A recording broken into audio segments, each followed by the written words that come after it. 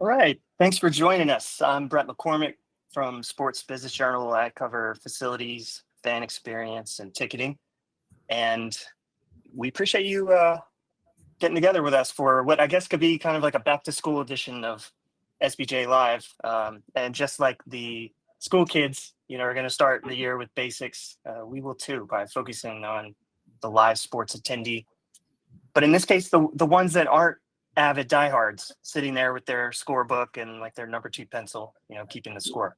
We're going to talk more about the modern fan and maybe the non-fan, somebody who just happened to get a free ticket or, is trying to have a social experience at the ballpark. So joining me today is John Roberson from Advent and Michelle Seniuk from the Toronto Blue Jays. And I'm going to let them introduce themselves and describe what they do and kind of how they relate to and think about this topic. Let's start with you, John. Hey there. Hello, everyone. Welcome. Brett, thanks for having us. Michelle, thanks in advance for putting up with me. You just don't know what's going to happen from this point out. So, I'm John Roberson. I get the privilege of serving as the CEO and kind of chief cheerleader. We'll talk about that in a moment for Advent. And Advent is a firm that harnesses research, technology, and storytelling to inspire audiences and drive impact, drive revenue. And so we work with organizations like Michelle's to try to elevate the fan experience. So Brett, as I told you, thanks for having us and appreciate what you do for the industry and how you keep us all posted on LinkedIn. Yeah, thanks for getting with us here. Michelle, tell us about what you do with the Blue Jays. Yeah, hi everyone. Thanks so much for having me today.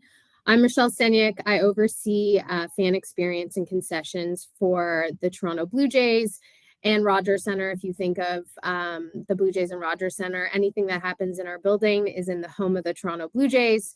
So whether that be Blue Jays games, concerts, and events, it's all under one umbrella.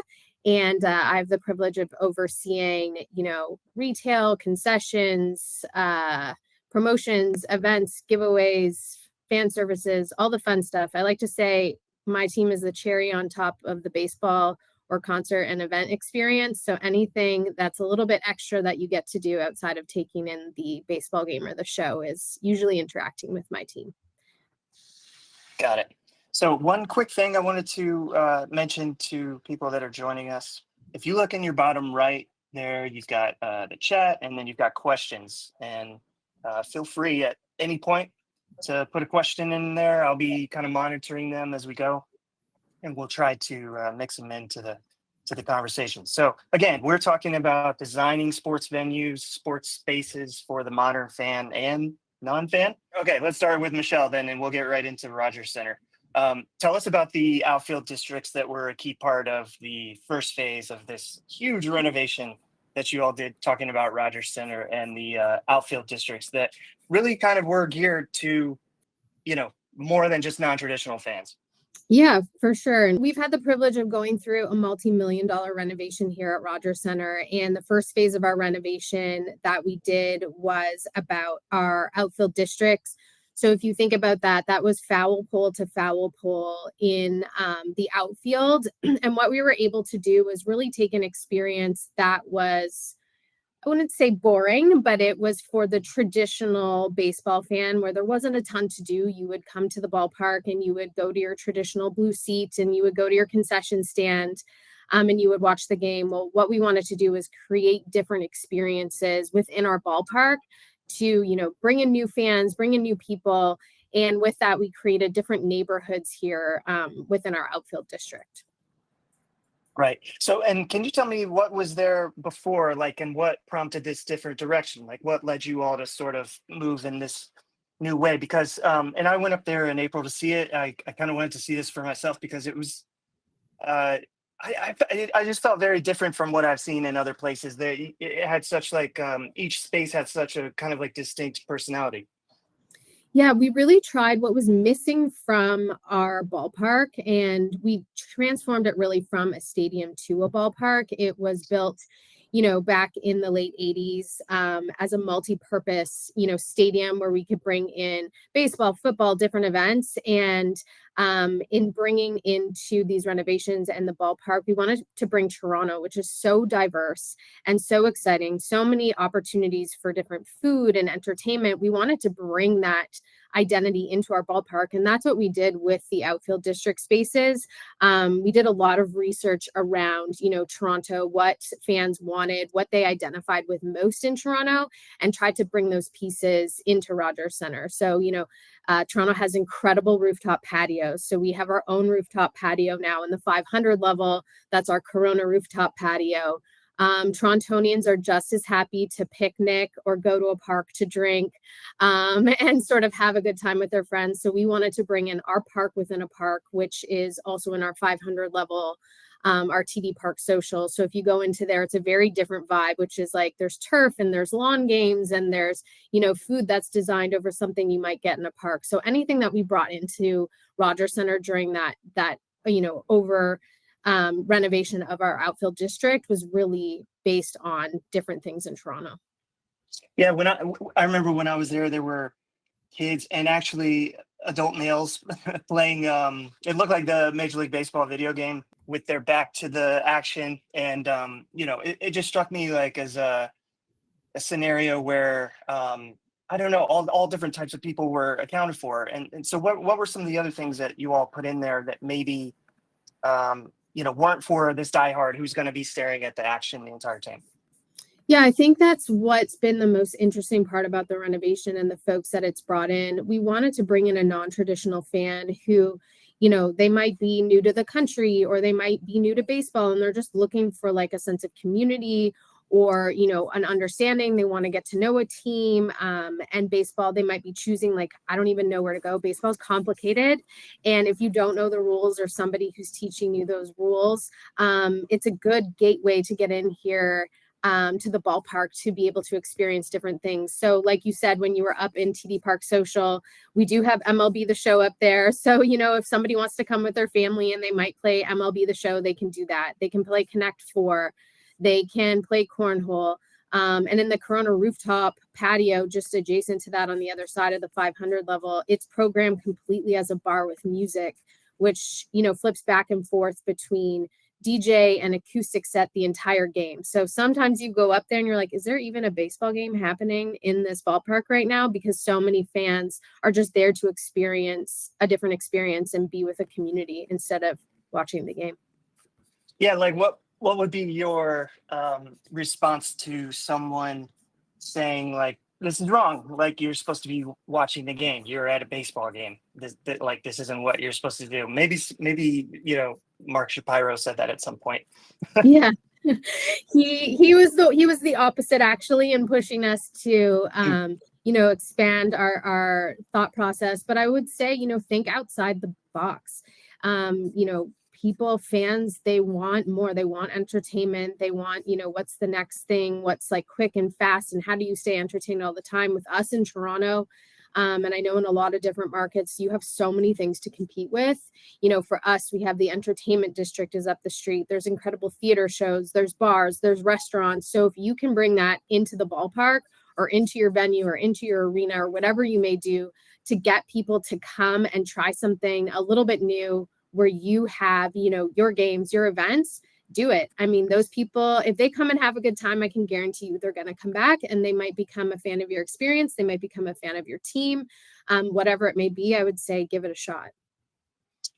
How did you all land on kind of the segmentation that you did? I mean, you told us kind of like the physical spatial inspirations, like how did you kind of put together these are like the types of fans that this space would suit? Yeah, I would say that we have been going through a brand segmentation exercise, at the same time that we were going through the renovation research as well. So I would say our fans are, we do have traditional fans, but we also have, fans who only want to come here with their friends, or maybe they only come here with their family. So we tried to bring that into all those different areas as well to create those different experiences for the different fan segments.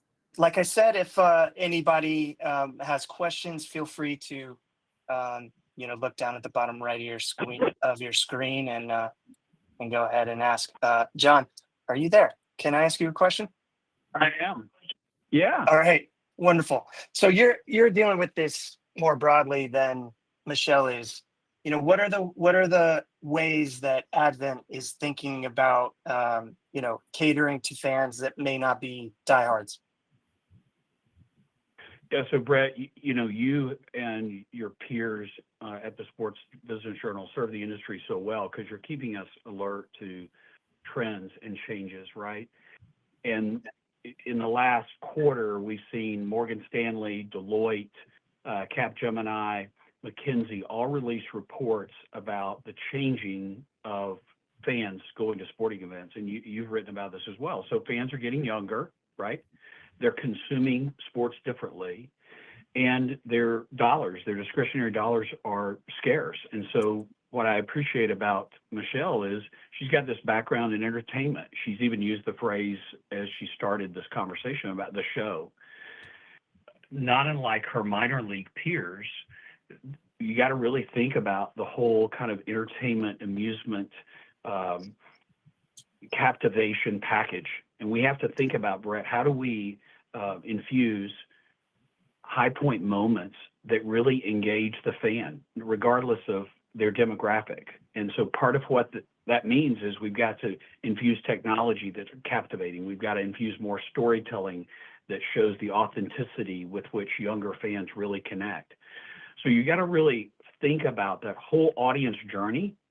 And as Michelle was saying, how do you give them, the maximum amount for their money so that, and I've heard Michelle on some of her interviews talk about the fact you really want that family to walk away from that experience with a real sense of memory. And that memory is a sense of value in exchange for the ticket price they're paying. And to do that, you have to curate and interject some fan experiences that are really captivating. Yeah, so John raises a good point, and we actually have a question from the audience about how the Blue Jays have ticketed that outfield district. So, Michelle, can you explain some of the kind of like the price points that you all have put together that maybe caters to this person who's like not overly easily motivated to go see the Blue Jays just themselves? Yeah, great question. So the outfield district is open to anybody with a ticket in the ballpark. So if you purchase, a seat in the 100 level, 200 level, if you're in suites, no problem. You can come out and, take a cruise and see what you like and which area you're vibing with the most. But we also have a $20 outfield district ticket, which gets you just into the ballpark. So with that ticket, you don't have a seat, but you have access to all of our standing room, which is all of these spaces. So you have all of the standing room spaces. And when we did the renovation, we also tried to open up the ballpark and the sight lines. So we added, drink rails along the 100 level, along the outfield in the 200 level to really create that, sense of community and a place for people to go if they don't want to sit in their traditional, blue seat at the baseball game. Yeah, I can confirm there were railings for days, and then quite a few big and different bars. You had picnic tables. I mean, there was lots of different stuff. Yeah, equally. Also, you guys have there's bleacher seats now, right? There are. So as part of the renovation, we put in some bleacher seats that are over our visiting bullpen.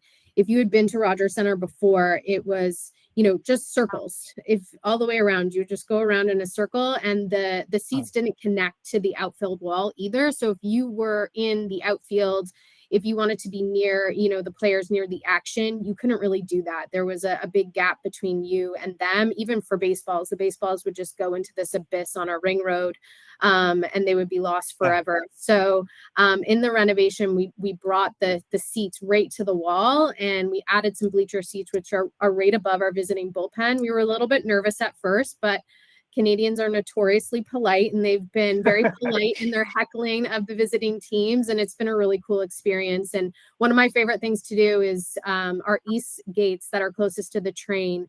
are the closest one to the bleachers. And if you stand there right when gates open, people fly through those gates and run to the bleachers because it's first come, first serve. So it's pretty cool to watch people just run right there. Taunting just doesn't land the same way when you end it with sorry. Yeah, exactly. Exactly. Yeah. So John, I wanted to ask you about some of the projects that Advent has done that kind of speak to like what you mentioned a second ago. So maybe we could start with like Floor Field in Greenville. This is Sure. the minor league stadium for a Red Sox affiliate. And tell us about like Milliken Plaza. And I'll type it in the comments so that people can look it up if they want to. But tell us about what you guys did there. Sure, Brett. Thanks. And I don't know, Michelle, if you agree with this, but I've heard your peers in minor league sports talk about, they really work hard, and that in many respects, the game is a secondary product to the family experience. They really can perceive themselves as the entertainment business. And I know you share some of those values as well. And so Milliken Plaza, the assignment from the Greenville Drive was, how do we create something that's really special, something that's a fan destination? But the assignment, Brett, and Michelle's had this kind of assignment before, how do we tell the sponsor story in such a way that it doesn't feel like a commercial, but instead it feels like a way where you're elevating a fan experience? So we listened very carefully to the folks at Greenville Drive. We listened very carefully to the folks at Milliken. Now, a lot of people don't know Milliken necessarily unless you're in the Carolinas like you are, Brett. Milliken is actually a manufacturer of fibers and fabrics. Many of those fabrics enrich our daily lives. But in that community around Greenville, they're an employer. And we're seeing this. We saw this with the Ford deck at AT&T Stadium, where brands are also wanting to attract, grow, and retain great employees from that community, right? And Michelle could talk a lot about being a member and integrated in the community. So the assignment was, how do we elevate the Milliken brand as an employer, and how do we elevate the brand of the Greenville Drive and give something that's really fun? Part of what we're seeing in terms of trends with younger consumers, Brett, they want games. They want a gamification. They want entertainment. They want to kind of keep score in addition to the score that's on the field. So we created a virtual pitching machine. It's totally immersive. It's brought to you by Milliken, which also brings to you the fabrics that are in the uniforms that are worn by the Drive. One of the things that is really special there is we feature some hometown heroes, both players on the Greenville Drive team and employees of Milliken. And so the merging of what we call that value intersection is really strong. Now, what is fantastic about it is the repeat ratio of engagement. Fans are coming back, they're playing against themselves, they're playing against family members, they're playing against friends, trying to see if they can improve their pitching score. And there's a data capture component, Brett. You know how important that is. Michelle knows how important that is. There's a data capture component, and we're emailing you a virtual trading card with your stats on it that extends the connection to Milliken, extends the story, and now you're even more immersed as a part of, almost as an owner of, as a participant in the team. Got it. We've got another question from the audience. I like this one. And it may be a better question for John, but Michelle, if you've got some opinions, you weigh in too. What are some strategies to engage fans in an older historic venue that may not have the accommodations of a larger, newer venue? And maybe even if it's not going to do a $400 and something million renovation like Michelle was able to do. Yeah, John, what do you think? Well, I'll be curious if Michelle agrees with me. First of all, for those of you who don't know, the reason that I'm so impressed with Michelle's background, she's got a background in fine arts and entertainment, right? She and I both were cheerleaders. I'm very secure in that reality and in that connection with her. So don't be trash talking me out there. We were both cheerleaders. But part of the reality of sports, Brett, is it's theater, right? Joseph Campbell taught us in his Hero with 1,000 Faces that we're relating to and connecting with these heroes' journeys. So no matter how old the ballpark or the venue or the arena is, what we have as the owner or the team, the team organization leadership is we have all the history, the heritage, and the lore, the mementos, the artifacts that we can program in or curate in to a ballpark, no matter how old it is. And what's amazing is now we have immersive technology like the ones that we just installed at the International Tennis Hall of Fame that can bring those artifacts to life with media that allows data capture, that allows a virtual extension of the story that's being told maybe by analog. It can now be augmented with video, with audio, and all of those artifacts can be magically brought to life. And you're seeing a pattern there, Brett. You know what's going on. That's connecting to that younger audience. So rather than fighting against the phone that's in their pocket, we're enabling the phone that's in their pocket to be pulled into the discovery of the brand, the story, the event we're trying to support and promote.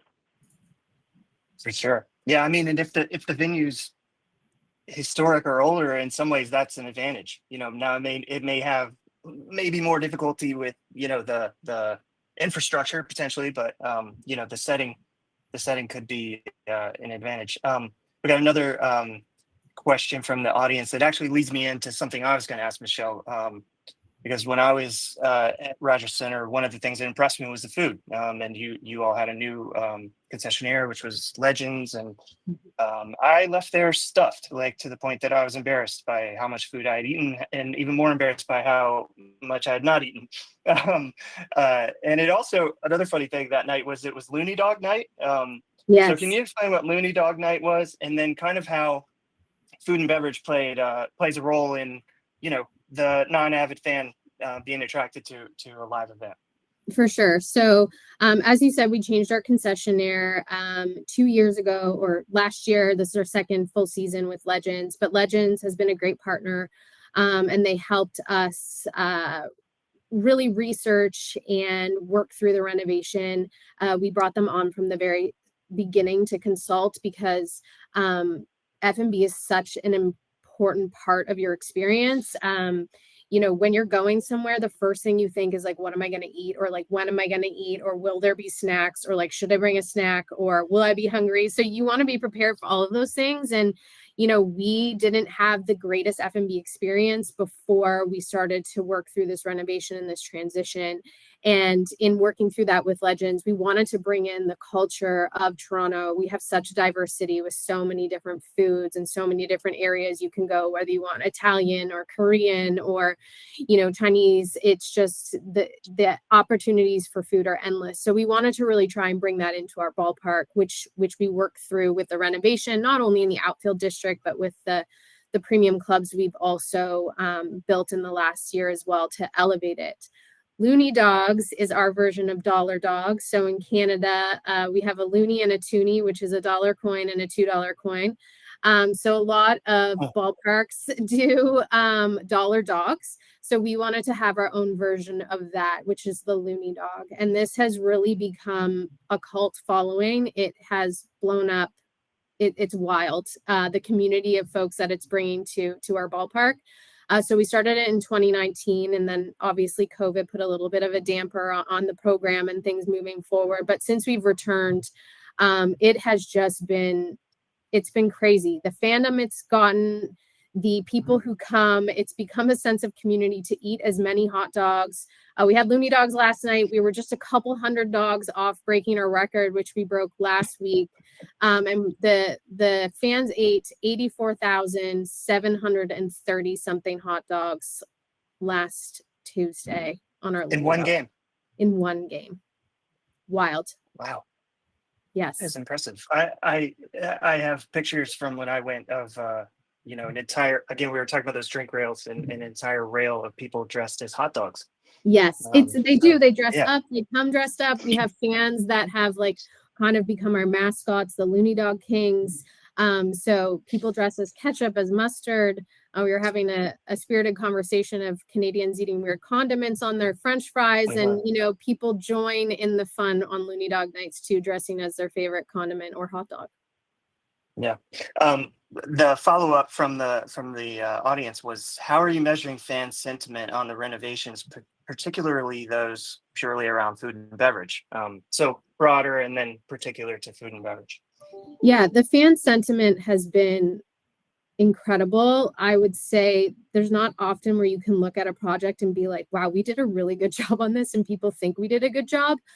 So it's been really nice to have that, sentiment come back from the fans. I remember when we opened the Outfield district, my colleague Marnie and I, we walked with Mark, our president, because he wanted to see how fans were interacting with the spaces. And the amount of people who stopped and thanked him for like the work, it was just, he's a face that everyone knows, but having them stop and thank him for like the experience that we had created here and how we had changed, watching the game, it was something so special to be part of. And I remember that walk very fondly, and that day just walking through the crowd, because it was such an incredible experience to hear, the fans speak about it. And then in terms of food and beverage, that's gone up, not just in, what people are saying, but our scores that are coming back on our fan feedback from our post-game surveys.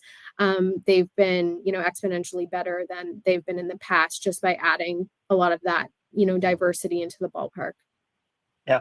John, I wanted to ask you about, I cover facilities, but it really should be probably termed real estate, because it's really gotten much broader than the actual venues. And you all did a project with, I guess it was with the Cowboys, adjacent to AT&T Stadium, the Miller Lighthouse. Can you tell us about how that's kind of catered to this type of fan, and like what sort of opportunity you've got there with kind of ancillary or surrounding real estate? Yeah, Brett, perfect segue to go from hot dog to beer, right? So Yeah, here totally. was the assignment.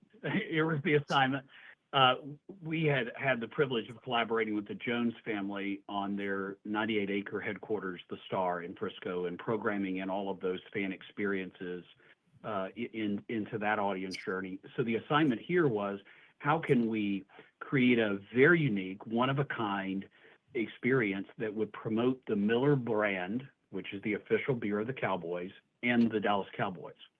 So that was the assignment. And so I noticed that Tunisia has joined us, and so you've got a PhD in psychology, Brett. So watch it. The reality is you have to really study fan behavior, and just as Michelle is suggesting, fans want to come before the game, and they want to stay after the game. And if we can increase that dwell time, all the better. So the Miller Lighthouse is a hangout that you can access if you have a ticket to the Cowboys game. You can go there and enjoy, in essence, a beer garden environment. It looks like it's fully integrated. We worked with our friends, there's some of them on this call, at HKS Architects to bring that to life. But Miller wanted to deliver a social setting brought to you by the Cowboys and Miller, where you really could enjoy some one-of-a-kind experiences. So there's an iconic selfie moment there where you can put yourself in the Blue Star. That's the only place on the planet where you can do it, is at the Miller Lighthouse. But Brett, you've been asking about measurables. Here's some proof points for you. Ready? After that design, which was very much related to the audience journey and fan behavior, beer sales are up 80%, 80. Liquor sales are up 200%, 200%, right? And here's what's crazy is, for an away game watch party, the Cowboys can generate 10,000 people in that additional event space. We've seen B-roll footage during the playoffs where the game is at another stadium, but they'll cut back to the Miller Lighthouse to show those fans partying and engaged there. And it becomes an incremental venue space, right? So everybody wins. The Cowboys were able to extend their Miller relationship. Miller gets a one-of-a-kind, iconic location that's integrated into that AT&T Stadium. But fans get a $5 beer. How about that? So, Brett, that's the only place that you can get a $5 beer. It's a 12-ounce can. Beer prices are higher inside the stadium. And so there's this incentive to come hang out before and to hang out after. And as you know, that's part of what we're up against with the generations trending younger, is how can we extend that hangout time? And just as Michelle is saying, how can we promote the enjoyment of our food and beverage, which are so much a part of the game? Is it a ticketed area? It's not, right? So it is not a separate ticket. You have to have a ticket to the game to get in, but anyone can get in. And what's crazy is you can watch the whole game there, which they have many fans who just decide, you know what, this is comfortable, it's a good price. Michelle has, standing room only fans. They'll watch the game there, but they can also, there are screens that are surrounded by really beautiful Miller Lite cans. There's a beer cave that's really authentic. But other games in your fantasy league may be playing there, and so you get to enjoy it. Plus, there's a turf field there, not to scale, but there's a turf field there that your kids can run around on, that you can play. You can play and enjoy and have some freedom that's really unique from being seated all the time inside the stadium. Right. Someone asked in the audience, Michelle, how are you attracting new advertisers and sponsorship partners to Rogers Center? Were those existing or new sponsors that you all added out there? To put like naming rights on the different spaces, and or did you kind of pitch them on this could be like a different group of people?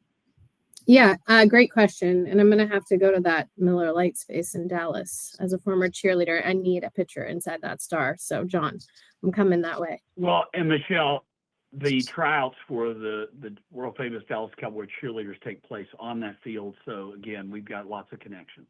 Okay, perfect. You'll see John and I in the back trying out on the next Netflix special. But in terms of partners, so our partners that were on, two of the spaces were partners already. So Budweiser, who's our beer sponsor with Corona under their umbrella, and then TD, who was a longtime partner of ours. They went on some of those spaces, but it did generate additional revenue for us. The bleachers, when we first opened them, they were just the bleachers. Now they're the Canada Dry bleachers. KDP, one of our partners, they joined us. Let's see, we got a question that says, with sports fans trending younger and data also showing that the younger generations are drinking less, how do you envision the fan experience at venues evolving with this shift? And I mean, I think one thing you were talking about was, I think technology is offering some new opportunities, in that realm. Indeed, I saw that question, and the reality is they're drinking less, but they also are very frugal with their dollars. So, if you can get that $5 beer, then so be it. But we present the entire suite of Miller's products, some of which are non-alcoholic, right?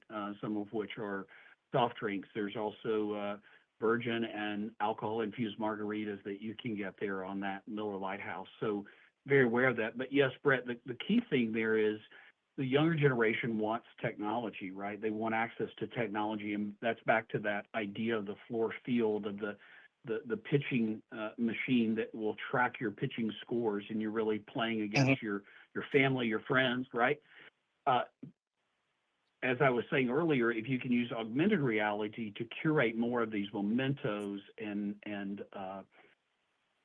special artifacts from the past, there's almost a gamification, a scavenger hunt where fans can be looking for that and collecting those moments from the past. So that's how we're dealing with some of those younger customers. But Amelia's point is well made, and that is we have to be aware they're drinking less. Now, that's as an aggregate. There isn't specific data that shows younger sports fans are necessarily drinking less. I think they're just being more frugal with their money, right? And at the SBJ Thought Leaders Conference that Abe just facilitated, one of the things that we heard from the Atlanta Falcons was lowering those concession prices actually dramatically increases the total gains for the teams. And so I think teams are really listening to this and really trying to say, how can we make that total experience more affordable? We know ticket prices are expensive. So how can we make the total experience more affordable? Yeah, I think you've seen that too with some of your kind of like Hall of Fame work you've done, where you've got this opportunity to take content that all teams have, which is historical kind of archival type stuff, and bring it to people in a different way. I mean, I think that what you all did at Arrowhead was pretty cool because that's in a concourse, right? It's in a concourse. It's very similar actually to the Hall of Fame. There are some officials with college teams that are on as well on this call, Brett, and it's what we did with the University of Texas at their stadium as well, and that is put a Hall of Fame in a concourse, right? And Brett, what's amazing about that is because of Lamar Hunt's heritage, creating half of the NFL, a lot of the NFL fans are going through the Chiefs Hall of Fame just because they appreciate so much what James Hunt did in founding half of the NFL, coming up with the name of the Super Bowl. So again, that's part of that kind of linger time. How can we increase that linger time? That's part of younger generations are connecting with the authentic story. They want to know and kind of identify with that. And you're right, programming that in can be a terrific way to enhance the game day experience. Yeah. Do either of you have a strong view on kind of how you vet what types of interactive stuff you put in an area like this? I mean, how do you separate between something that's gimmicky and something that like fans would like to go back to, like the pitching immersion thing, or like a pretty, true and tested popular Major League Baseball video game? Or even I think I remember a bunch of people playing cornhole. So like, how do you sort of vet what types of things to put in these areas, and if they have like staying power? Great question on activations and things to make folks come back to you. I think, it sounds simple, but it's like test and learn of things. Before we did the renovation, we had to get creative with how we brought experiences to life in the ballpark. We have a pretty robust promotion schedule where we do different things. So, a good example of that is our Junior J Sunday program, where we bring out different activations for families and kids, whether that be face painters, balloon twisters. We had a full gaming section, which is how we knew that, MLB The Show would be something that would do well in a permanent space. So we had a lot of opportunity to sort of test and learn. And, you could do that with a bigger budget or a smaller budget. All you need is a 10 by 10 space to be able to try a different activation and see if it's going to work or not. And you'll know whether people are staying there and the line's long or if they're kind of over it. And, it sounds like sometimes there's not a lot of data to things. And, my colleague Alex would kill me to say on the strategy and analytics, I love him and the team so much, but sometimes it's gut and just watching what people do and the experiences that they take in on the concourse, you can sort of decide what's going to have some sticking power. Yeah. John? Yeah. So Brett, you mentioned this earlier. Younger consumers are used to streaming content at home.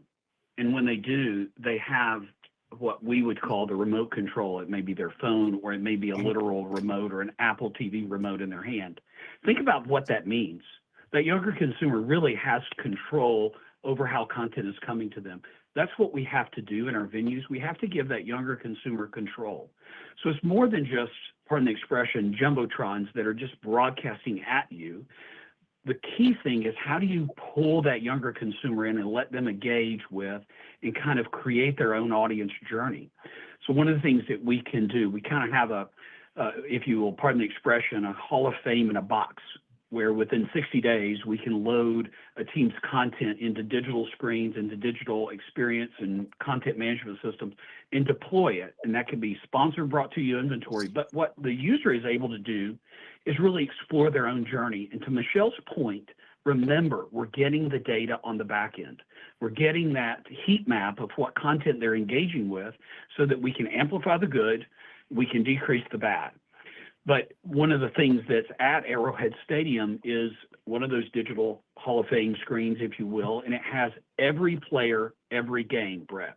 Every player, every game. Well, teams have that content, but what we're seeing at Arrowhead is legacy players, alumni, are coming back. They're pulling up their headshot, and they're taking a picture with their family, and they're posting it on social. And so, as you know, that suggests a sense of belonging. It suggests a sense of tribalism, a sense of identification. So that content, most people are setting on in their press kits or on their website. That content needs to be brought out of the dust, and it needs to be pulled forward and glossied up with a digital access, a user interface that's really, enchanted. And we can program their content that fans really want to engage with. And then I think of one more thing. There's digital content that we did for the Oklahoma City Thunder that allows children to compare you have a 5-year-old, Brett, their growth chart, their wingspan and their height to the players on the Thunder team. And that's on a digital screen. They can compare and they can chart their growth. Now think about that. Here is a player on the screen, but we're allowing the child to compare themselves via screen to the dimensions of that player. So there's just this connection with a hero that they see, makes the player real rather than almost a figure or a character in a play. It makes them real. Yeah, that's like a powerful comparison to make too. I remember as a like probably, I don't know, 10-year-old, when I was taller than my Muggsy Bogues life-size wall cutout that I had. And I really was like, I too can make the NBA because I'm taller than this NBA player. And you still Aspirational. have eligibility. That's right. Yeah, exactly. I mean, the dream is alive still, barely. Yeah, I just want to thank both of you for joining us and for the audience for joining us. And I hope what we talked about was informative to people. I mean, this is such an interesting topic because this group only seems to be growing, this group of fans. And I think it's going to be a pretty significant challenge for the sports industry to kind of confront in the coming years, but one that, I think there's like more tools than ever to be able to do it with. So wanted to thank both of you all for joining us. Thank you so much for having us. And thanks everyone for joining and taking time out of your day. All right. Take care, guys. I too echo. Thanks, Brett. You were great. Appreciate you moderating this, Michelle. Good to see you.